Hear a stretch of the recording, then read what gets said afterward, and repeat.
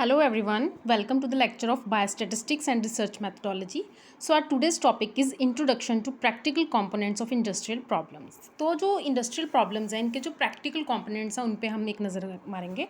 तो first is practical components हैं क्या इस इंडस्ट्रियल प्रॉब्लम्स के, मतलब क्या प्रॉब्लम्स फेस करनी पड़ती हैं फार्मास्यूटिकल इंडस्ट्री में, right.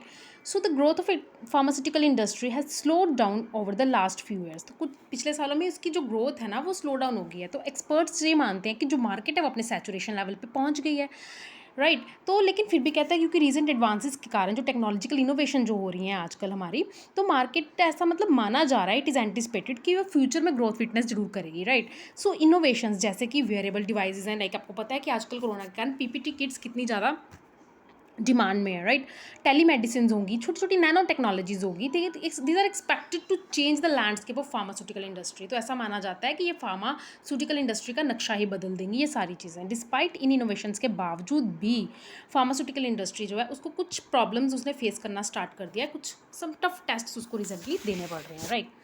So the pharmaceutical industry जो है उसके चैलेंजेस क्या हैं वो देख लेते हैं. तो फर्स्ट इज़ फार्मास्यूटिकल इंडस्ट्री की ग्रोथ जो है वो स्लो डाउन हो गई है पिछले कुछ सालों में. तो कहते हैं बहुत सारी रिपोर्ट्स इस तरह की आई हैं जिन्होंने इस फैक्ट को हाईलाइट किया है कि फार्मास्यूटिकल इंडस्ट्री जो है वो अगले कुछ सालों में उन्होंने कहा था कि वो स्लो डाउन एक्सपीरियंस करेगी.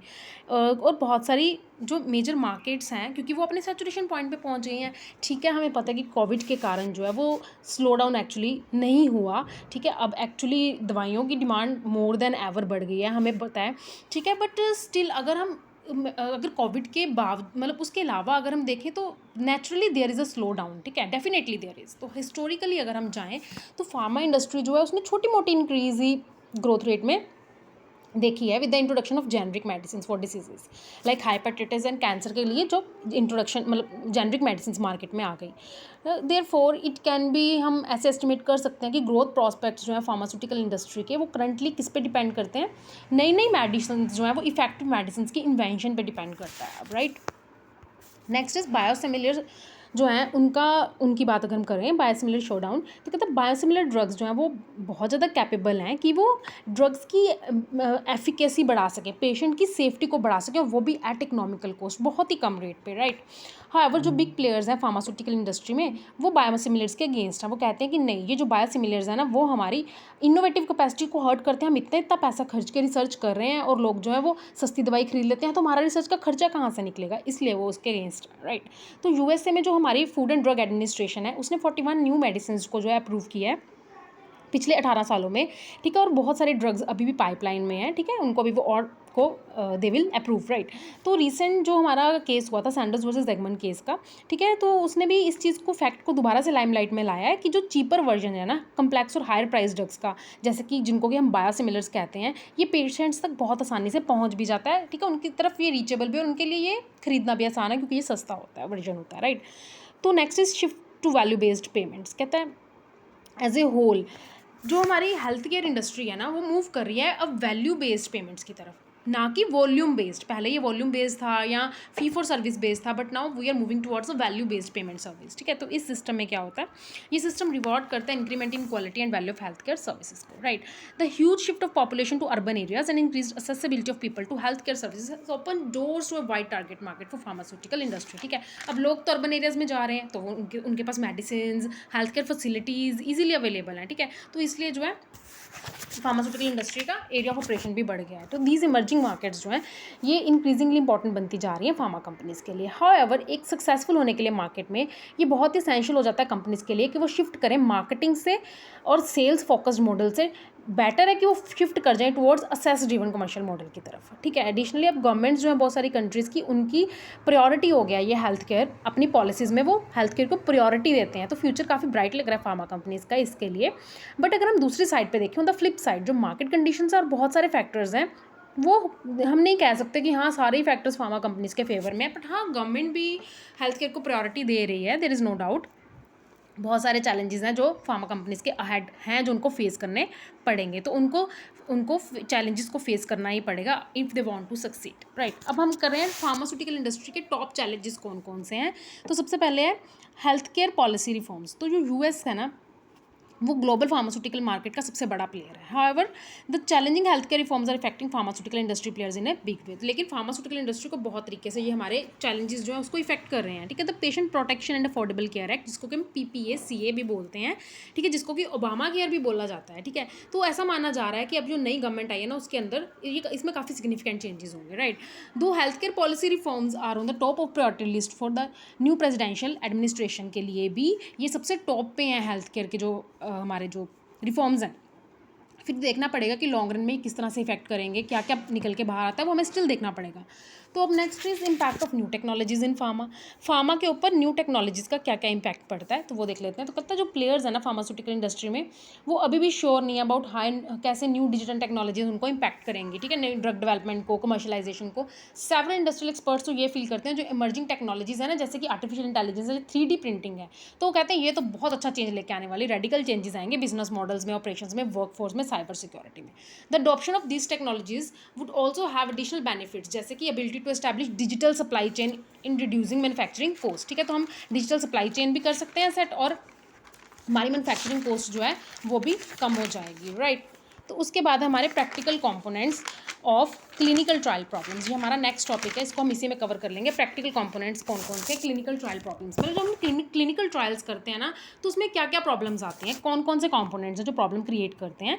तो कहते हैं जैसे कि हम किसी भी नॉर्मल इंडस्ट्री की बात करें, इसी तरह से क्लिनिकल ट्रायल भी एक ऐसी इंडस्ट्री है जिसको बहुत सारे चैलेंजेस आज की डेट में फेस करने पड़ रहे हैं, चाहे कि वो पेशेंट रिक्रूटमेंट की बात कर लें हम, या फिर नई टेक्नोलॉजी को अडॉप्ट करने की बात करें, या फिर रेगुलेटरी रिक्वायरमेंट्स की बात कर लें, या फिर हम एवर इंक्रीजिंग कॉस्ट की बात कर लें। तो ये सारे फैक्टर्स जो है उसमें कंट्रीब्यूट करते हैं। तो आप ये ग्राफ देख सकते हैं बेटा, यहाँ पे आपको यहाँ से क्लियर हो जाएगा कि अगर हमने जब लोगों से बात करी ना, डिफरेंट फील्ड्स में जाके प्रोफेशनल से बात करी, लोगों से बात करी, CRO से बात करी, तो हमें पता चला कि लोग जो है ना 15% लोग कहते हैं कि कॉस्ट एक बड़ा चैलेंज है, 15% कहते हैं रेगुलेशंस चैलेंज है। इस तरह से इसमें आपको मैंने सारे पॉइंट्स दे दिए, हम उनको वन बाय वन अब डिस्कस कर लेंगे। तो first is complexity of trials. 21% लोगों ने उस सर्वे में जिन्होंने पार्टिसिपेट किया रिस्पॉन्डेंट ने, उनमें से 21% रिस्पॉन्डेंट ने बोला कि ट्रायल्स की कम्प्लेक्सिटी जो है एक बड़ा इशू है, राइट।